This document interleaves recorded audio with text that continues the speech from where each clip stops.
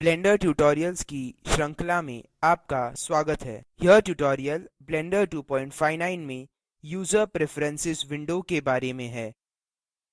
यह स्क्रिप्ट लता द्वारा अनुवादित है और आवाज यश वोरा द्वारा दी गई है।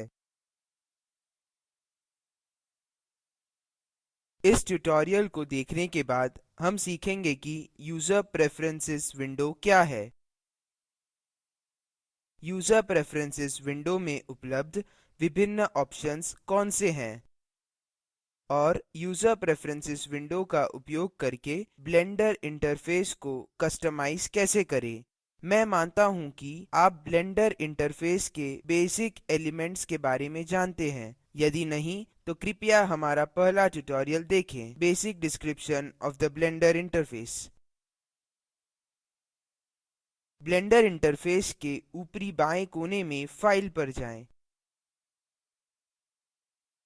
फाइल खोलने के लिए बायाँ क्लिक करें। यहाँ ऑप्शंस की सूची है जो पहले से ही फाइल ब्राउज़र और इन्फो पैनल के ट्यूटोरियल में समझाए गए हैं। यूजर प्रेफरेंसेस चुनें। कीबोर्ड शॉर्टकट के लिए Ctrl Alt और U दबाएँ।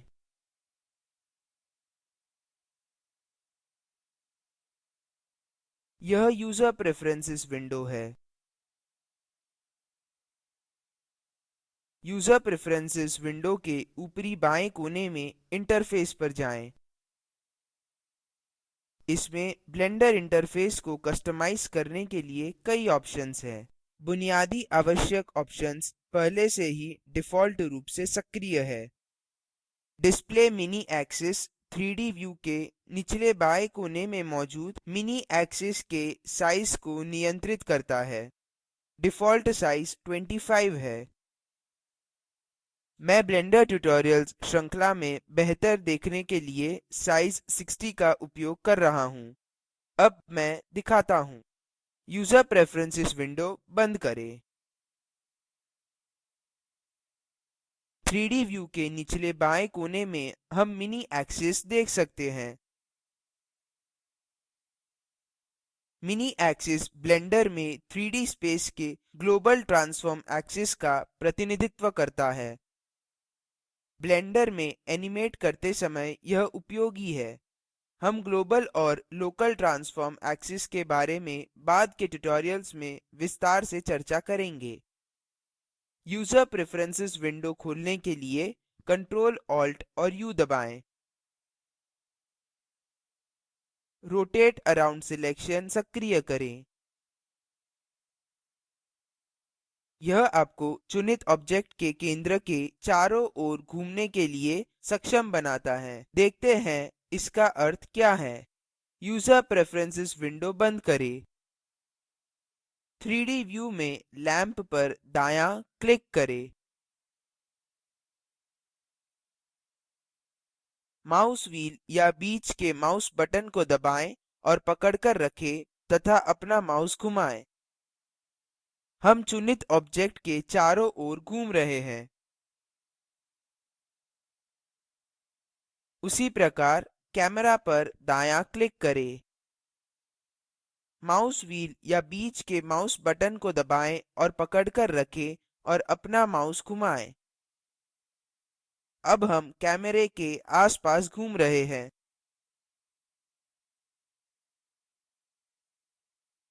यूजर प्रेफरेंसेस विंडो खोलने के लिए Ctrl Alt और U दबाएँ। एडिटिंग पर बायाँ क्लिक करें। इसमें पैरामीटर्स है जो ऑब्जेक्ट एडिटिंग मोड या एडिट मोड में ब्लेंडर के व्यवहार को प्रतिबिंबित करते हैं।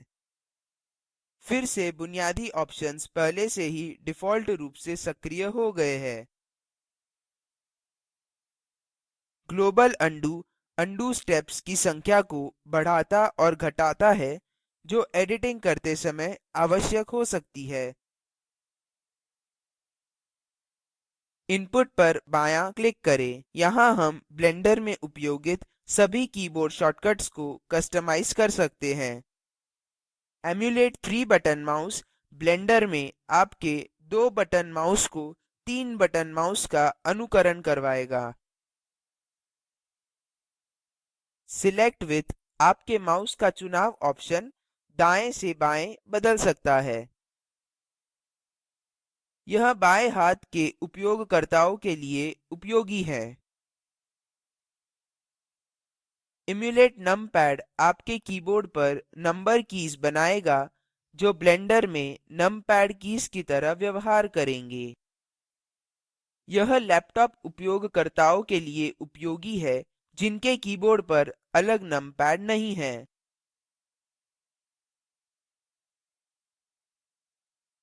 ऐड-ऑन्स पर बायाँ क्लिक करें। यह ब्लेंडर में एक प्लगइन्स सूची रखता है।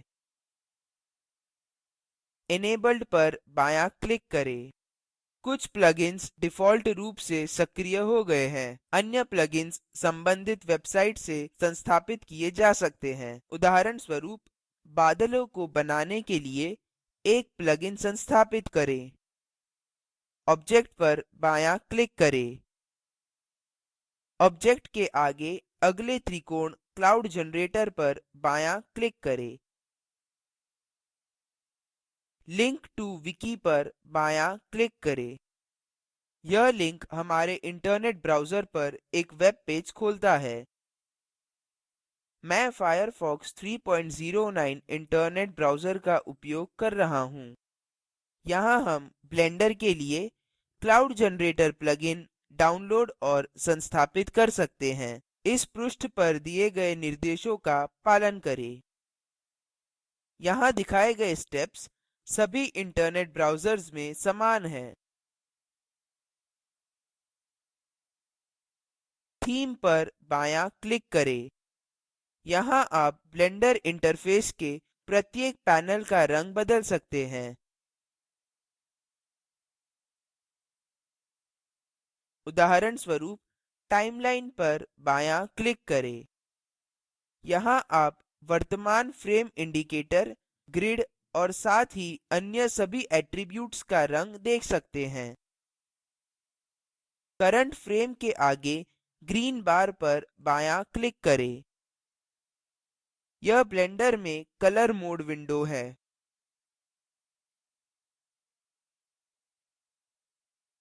यहाँ हर क्षेत्र पर सफेद डॉट करंट फ्रेम इंडिकेटर के रंग को नियंत्रित करता है। मैं इसे लाल रंग में बदलने जा रहा हूँ। व्हाइट डॉट पर बायाँ क्लिक करें, अपना माउस पकड़कर रखें और लाल क्षेत्र की ओर ड्रैग करें। बायाँ क्लिक छोड़ दें। ध्यान दें कि आरजीबी की वैल्यू कैसे बदल गई है। इसी तरह हम अन्य सूचीबद्ध ऑप्शन्स के रंग भी बदल सकते हैं। फाइल पर बायाँ क्लिक करें। यहाँ हम हमारे सिस्टम पर fonts, textures, plugins, render output, scripts, sounds आदि का स्थान निर्धारित कर सकते हैं।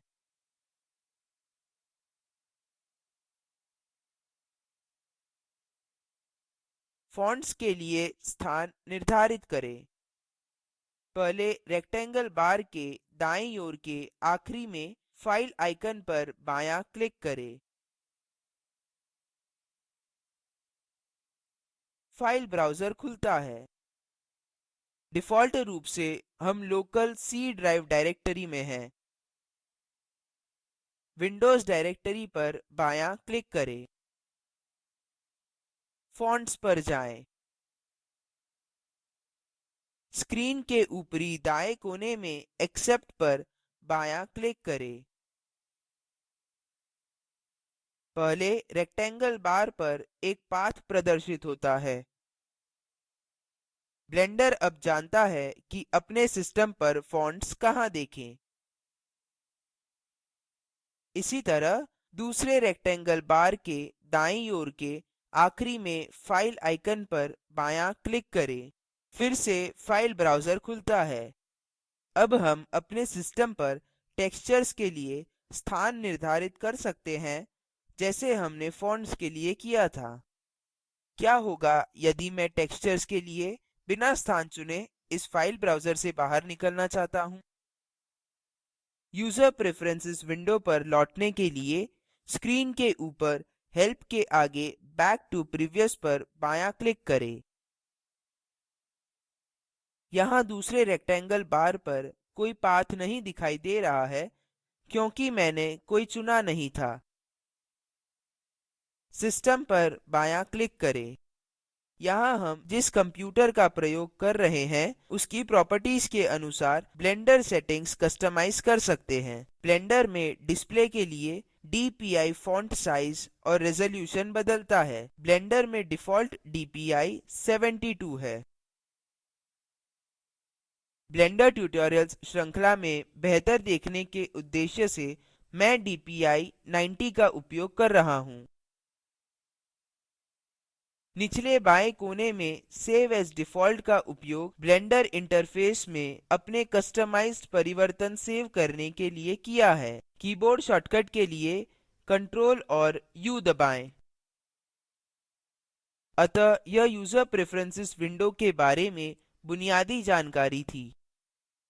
इनके अलावा यहाँ यूजर प्रेफरेंसेस विंडो में अन्य ऑप्शंस मौजूद है जिनके बारे में बाद के ट्यूटोरियल्स में चर्चा की जाएगी। अब कीबोर्ड शॉर्टकट का उपयोग करके ब्लेंडर में यूजर प्रेफरेंसेस विंडो खोलने की कोशिश करें। फिर रोटेट अराउंड सिलेक्शन का उपयोग करके 3D व्यू में क्यूब को रोटेशन का केंद्र बनाएँ। ब्लेंडर के लिए क्लाउड जनरेटर प्लगइन संस्थापित करें। टाइमलाइन में करंट फ्रेम इंडिकेटर का रंग बदलें और अपने कंप्यूटर पर रेंडर आउटपुट के लिए स्थान निर्धारित करें।